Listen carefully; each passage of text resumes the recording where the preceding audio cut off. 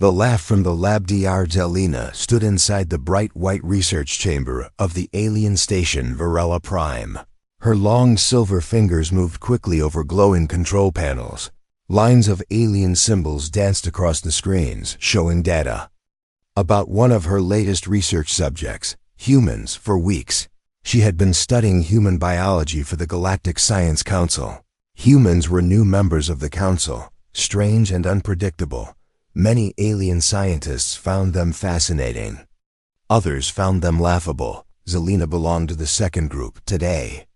She was looking at something she thought was the most ridiculous part of human biology: their microscopic reproductive cells. They were tiny swimmers, moving like little tails in a drop of liquid. She tilted her head and let out a laugh. The sound echoed in the chamber. How do they even survive as a species with this primitive system?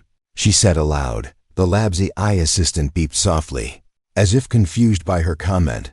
Around her, two other alien scientists, tall, insect-like beings from the planet Vorth, joined in her laughter.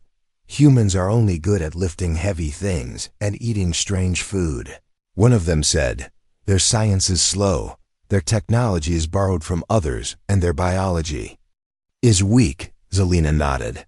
These swimmers die quickly in most environments. Look, even mild heat kills them. A small change in acidity destroys them completely. She pressed a button, and one of the samples on the screen stopped moving.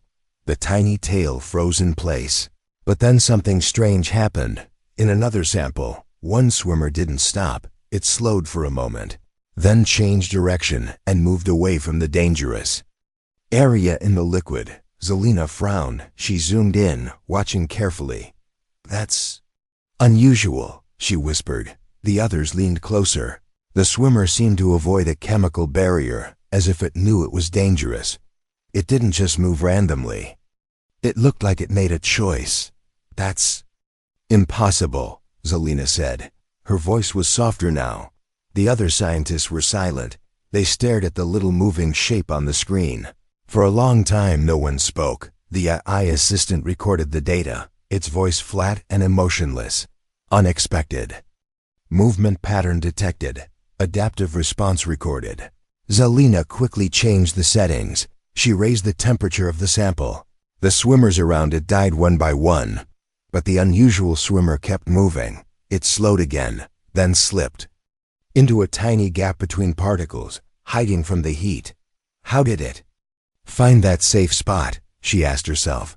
She tried a new test. She added a chemical toxin. It swam away from the toxin source, even though it could not possibly know what it was, unless it could sense it. The insect-like alien beside her clicked his mandibles nervously. Perhaps this is a damaged cell. Some kind of error, he said. But his voice lacked confidence. Zelina didn't answer.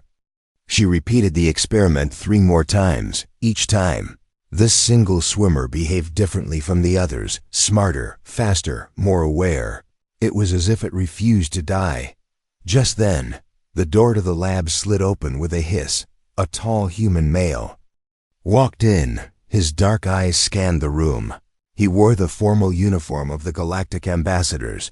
"I hope I'm not interrupting, Doctor," he said in a calm, deep voice. Zelina turned to face him. "Ambassador, you arrive at an interesting moment," she said. Her silver eyes narrowed.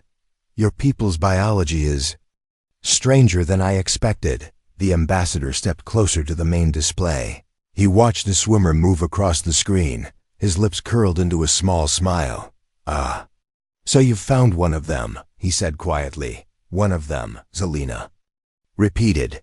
"You make it sound like there's more to this than I understand."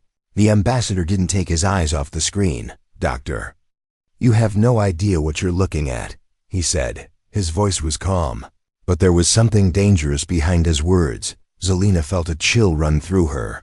She had started this day laughing at human biology. Now she wasn't sure she wanted to keep watching, but she couldn't look away from that tiny swimmer, still alive, still moving, still searching. The experiment. Dr. Zelina could not sleep that night. Every time she closed her eyes, she saw the unusual swimmer moving in the lab's scanner. dodging dangers as if it had a mind of its own. By the time the station's twin suns rose over the metallic horizon, she had decided she would test it herself. Without the distractions of the other scientists, she arrived in the lab before anyone else. The chamber was quiet except for the soft hum of the air recyclers. She retrieved the human sample from the preservation unit, her silver fingers moving carefully. She felt an odd weight in her chest, a strange mix of excitement and caution. Placing the sample under the main scanner, she adjusted the magnification. Until the swimmer came into view, it was there, moving slowly at first. As if waking up, she spoke softly, almost without thinking. "Let's see what you can really do." Her first test was temperature control. She increased the heat in the liquid. The normal swimmers reacted as expected, slowing, then stopping completely. But the unusual one darted away, sliding into the tiniest crevice between two particles where the heat could not reach. Next, she tested chemical resistance. She introduced a toxin used in alien bioresearch, lethal to most known cells. The swimmer moved in a zigzag pattern, avoiding the spreading cloud of poison as if it could see it coming. Then, in a sudden burst of speed, it darted into a nutrient-rich area, almost as if it knew how to heal itself. Zelina's silver eyes widened. "You're not supposed to be able to do that," she whispered. She increased the toxin level, expecting the swimmer to slow down. Instead, it adjusted again, taking a different route entirely. The lab door slid open with a faint hiss. The human ambassador stepped in, this time without announcement. "Early morning experiments, Doctor?" he asked with a faint smile. Zelina didn't look up from the display. "Your people's cells. They adapt faster than anything I've seen," she said. "This one, it refuses to die." The ambassador stepped closer, his gaze locked on the screen. "Some humans are trained for survival," he said. "Some are born for it." She frowned. "This is a single microscopic cell, not a soldier." The ambassador's voice lowered. "Doctor, in humans, the difference isn't always so clear." Zelina turned back to the screen, wanting to challenge his words, but then she saw something she could not explain. The swimmer paused in the middle of the liquid, as if it had sensed her watching. Then it changed direction, not toward food, not away from danger, but toward the edge of the scanning field, like it was trying to leave her observation. "That's not possible," she said. Her voice cracked slightly. She increased the scanning area, but the swimmer kept moving toward the outer limits of her equipment's range. As if searching for an exit, the ambassador finally spoke again. "Have you tried testing it with obstacles?" "Without?" Replying, Zelina activated the micro-barrier field. It formed a transparent wall inside the liquid, an unbreakable trap for any normal swimmer. She expected it to bounce off uselessly like the others. But instead, the unusual swimmer slowed, circled, and then found a microgap so small her own instruments barely registered it. In one quick movement, it slipped through. Zelina sat back in her chair, speechless. Her mind was racing. Was this just rare chance? Or was she truly looking at a living system that could think? The ambassador's eyes met hers. "Now do you understand why humans are different?" he asked. She hesitated. "Different or dangerous?" He gave the faintest smile. "Both." She looked at the tiny swimmer again. It was now moving calmly, as if it knew the game was over. But the feeling in her chest told her something else. Maybe the game had only just begun. The data leaked the discovery was too strange for Dr. Zelina to keep to herself. She stored the video recordings, scans, and full experiment logs in the station's secure database, setting the highest level of encryption. Only she and the Galactic Science Council would have access, or so she believed. But in the quiet back corridors of Varela Prime, another pair of eyes had been watching her work. Corinne, a young alien technician with thin, trembling hands, had been assigned to clean and maintain the lab's equipment. He was low-ranked, ignored by most scientists, and invisible in the daily routine. This made him the perfect spy. Corinne's loyalty was not to the council. His family lived under the control of the rival alien empire, the Xerath Dominion. They had promised him safety and money if he could bring them human research data. When he noticed the unusual excitement in Dr. Zelena's lab, he knew his chance had come late at night. When the lab lights dimmed and most staff were gone, Corinne stayed behind under the excuse of recalibrating the microscanners.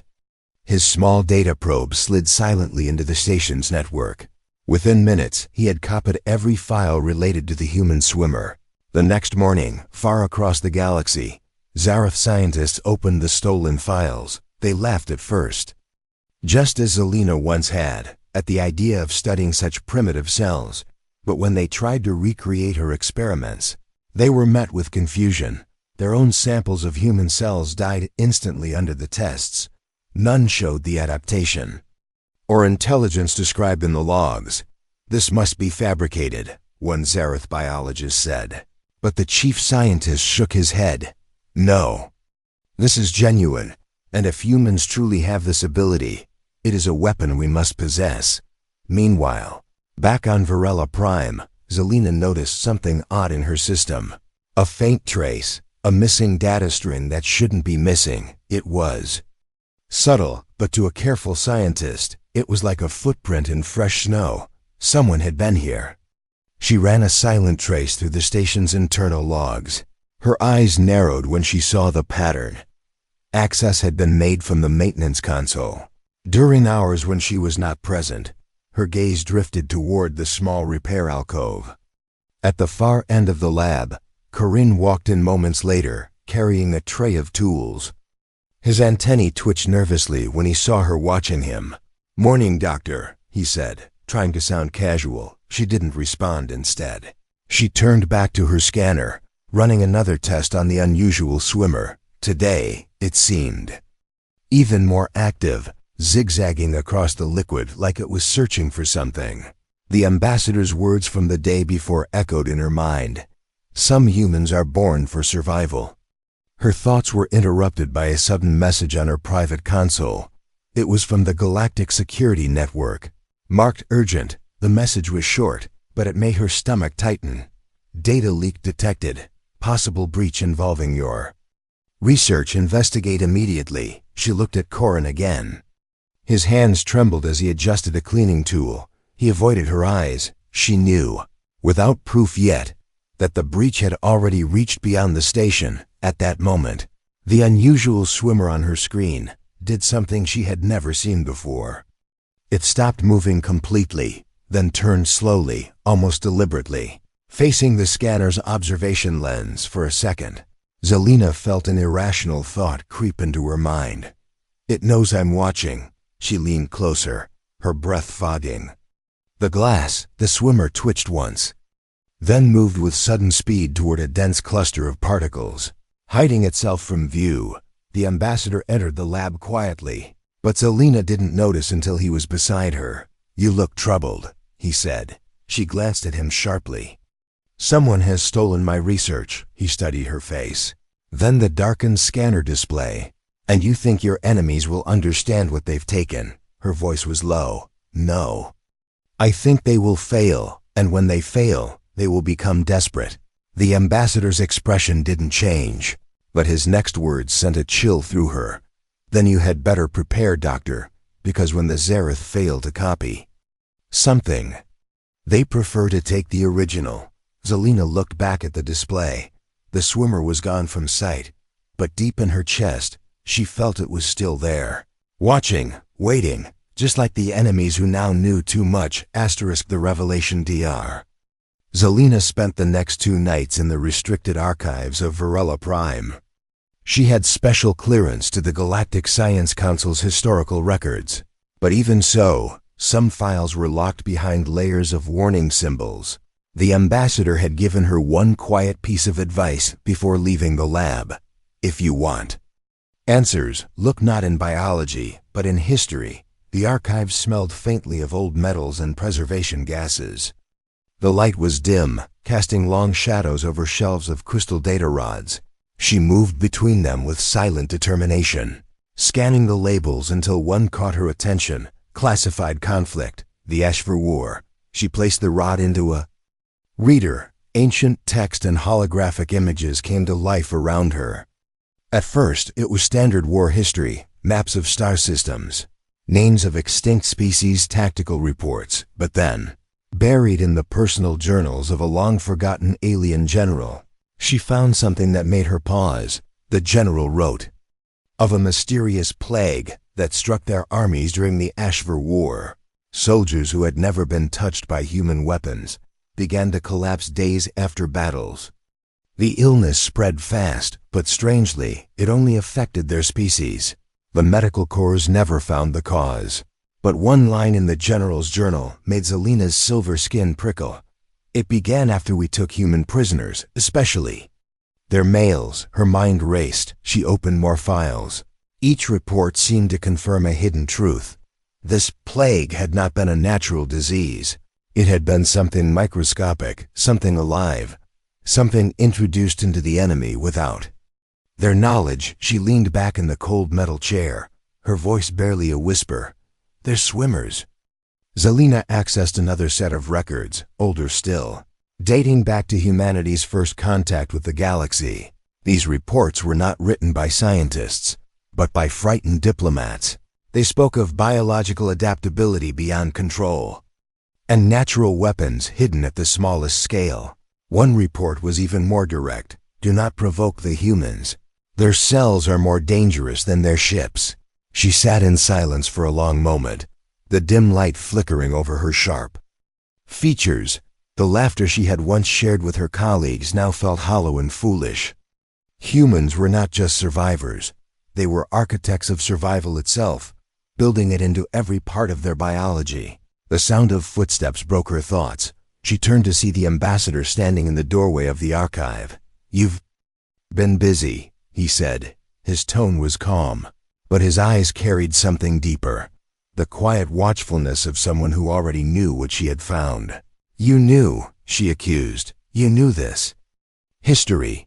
He stepped forward, his boots silent against the floor. "Doctor, your people are not the first to underestimate us." Zelina rose to her feet.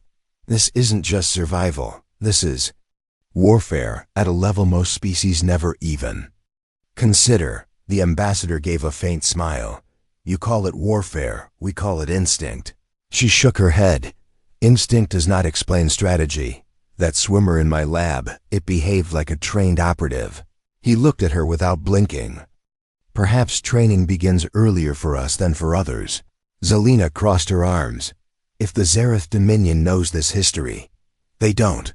The ambassador cut her off, "And they never must. The last time someone tried to harness what you've seen, they lost an entire civilization." She searched his face for a trace of exaggeration, but found none. The thought chilled her more than she cared to admit. She glanced at the glowing data rod in the reader, as if the truth inside could somehow burn her through the metal. The ambassador stepped closer, lowering his voice. "Doctor, from this moment on, you are part of something larger than your research. If the Zareth want answers, they'll have to come for us directly." Her silver eyes met his. "And if they do?" she asked. His expression didn't change, but the way he spoke felt like a blade sliding free of its sheath. "Then they will learn the same lesson the HFY did, and they will not survive it." Zelina's gaze drifted to the doorway of the archive. The faint hum of the station beyond, somewhere out there, her strange swimmer still moved under the microscope, small and unassuming, yet holding the kind of power that could end empires. The human test, the shuttle's descent through Earth's atmosphere, shook gently. Dr. Zelina sat by the small round window, watching as blue oceans and green continents came into view. The colors were far brighter than the filtered skies of Varela Prime. It was her first time on the human homeworld, and though she would never admit it aloud, she felt a faint nervousness. The ambassador sat across from her, calm as always. "You wanted to understand, Doctor," he said. "Now you will." The shuttle landed at a secured facility deep in the human countryside. From the outside, it looked like a cluster of harmless white buildings surrounded by forests. Inside, however, everything was steel, glass, and quiet urgency. armed guards. Human guards watched them with steady eyes as they passed. Zelena was led into a large lab, far bigger than the one on Varela Prime. Rows of glowing tanks lined the walls, each filled with shimmering fluid. Inside each tank, something moved, too small to see clearly without magnification, a human. Scientist, wearing a white coat, approached. "Dr. Zelena," he greeted warmly. "I've read your reports. I think you'll enjoy this demonstration." She followed him to the main observation chamber. The ambassador stood beside her, hands clasped behind his back. The scientist tapped a control panel, and the large central tank lit up, revealing a swarm of human swimmers under high magnification. Zelena watched intently. "They look normal," she said. The scientist smiled faintly. "Only at first." The test began. Harsh environmental changes were introduced one after another. Intense heat, freezing cold, chemical toxins, shifting magnetic fields. In every case, the swimmers adjusted instantly. Some changed their speed, others altered their movement patterns. A few even changed shape, becoming thinner to slip through microscopic gaps. Zelena leaned closer to the screen. "They adapt in seconds," she whispered. "That is only the surface of it," the scientist replied. He pressed another control, introducing a completely new synthetic obstacle, a microscopic maze with shifting walls. The swimmers approached it without hesitation, splitting into groups, some distracting the obstacles while others moved through gaps. It looked to Zelena like coordinated teamwork. Her silver eyes widened. "That's strategy," she said. "At a cellular level." The ambassador glanced at her. "Now you see why your Zareth friends cannot replicate this." The scientist added one final challenge, a barrier with no visible openings. For most species cells, this would be the end. But the swimmers stopped, seemed to study the wall, then began to work together, pushing and pulling at weak spots until the barrier cracked. Within moments, they slipped through. Zelena felt her chest tighten. "They learn," she said. Her voice was barely above a whisper. The human scientist's smile faded into something more serious. "Doctor, you've only seen them in a controlled environment." She looked at him sharply. "What do you mean?" He exchanged a glance with the ambassador, then pressed another control. A side panel opened, revealing a smaller sealed tank inside it. Alien cells, Zareth cells, floated, unaware. Human swimmers were released into the tank. Zelena watched as they moved directly toward the alien cells, surrounding them. Within seconds, the alien cells began to weaken, then break apart. Zelena stepped back, her silver skin paling slightly. "That's not survival," she said slowly. "That's predation." The ambassador's voice was calm. "We don't start wars, Doctor, but we end them." Her gaze stayed fixed on the tank, watching the last Zareth cell dissolve into nothing. The human swimmers moved away calmly, almost lazily. As if the hunt had been nothing more than routine, the human scientist sealed the tank again. "This is why we are careful with who sees what we can do," he said, "and why your research must stay out of Zareth hands." Zelena said nothing. Her mind was spinning with what she had seen. The implications were enormous. Humans carried inside them the most adaptable, relentless hunters in the galaxy, and they didn't even need weapons to use them. The ambassador stepped closer to her, his voice low. "If the Zareth try to take this power by force, Doctor, they won't just lose the battle. They'll lose their future." Zelena didn't reply. Her eyes stayed on the display. But somewhere deep inside, she knew the Zareth wouldn't stop trying, and when they made their move, the galaxy would see what human survival truly meant. The threat emerges. The Zareth Dominion did not waste time. The moment their scientists confirmed they could not reproduce the results from the stolen data, their strategy shifted from study to theft. They would not try to copy human swimmers in a lab anymore. They would take living humans instead. In a hidden war chamber deep inside the Dominion's capital world, a circle of Zareth warlords gathered. Their hard chitin shells reflected the red glow of the battle maps. One warlord hissed, We send our strike teams to the human homeworld, target their research sites, extract their mails, bring them back alive. Another added, if they resist, we take entire settlements. They will surrender once they see what we can do. None of them noticed the silent shadow in the corner. A small recording drone, cloaked in light-bending tech, sending every word across the stars on Earth. Dr. Zelina sat in the human ambassador's private office. The room was dim, lit only by the glow of a single map on the wall, a map showing the Zareth fleet movements. They're coming, the ambassador said simply. Her silver skin shivered. How do you know? He smiled faintly. Because we let them know enough to want to come, Zelina frowned. You mean? You baited them. They took your research, the ambassador replied. We made sure they believed it was incomplete. The only way to finish it is to take what only humans have. She stared at him. You wanted this to happen. He met her gaze without blinking. Sometimes, Doctor, the only way to end a predator is to make it hunt you. On your terms, her mind raced. But the Zareth are powerful. They've beaten entire star systems into submission. He walked toward the window, looking out over the human city. Power doesn't matter if it doesn't understand what it's fighting. That night, the human defense network came alive. Orbital stations adjusted their positions. Fleets moved quietly in the dark between worlds. And deep underground, in secure labs hidden even from most humans, scientists prepared something far more dangerous than weapons. Vats of shimmering fluid were wheeled into place, each containing countless human swimmers, adapted and enhanced for one purpose, to be unleashed. Meanwhile, aboard the Zareth flagship, Warlord Vurek stood on the bridge, staring at the holographic image of Earth. He thought of the glory this invasion would bring him. The captured humans would be dissected, studied, and their secrets turned into a weapon that would make the Dominion unstoppable. He could almost taste victory. Back on Earth, Zelina watched preparations unfold with a mix of awe and fear.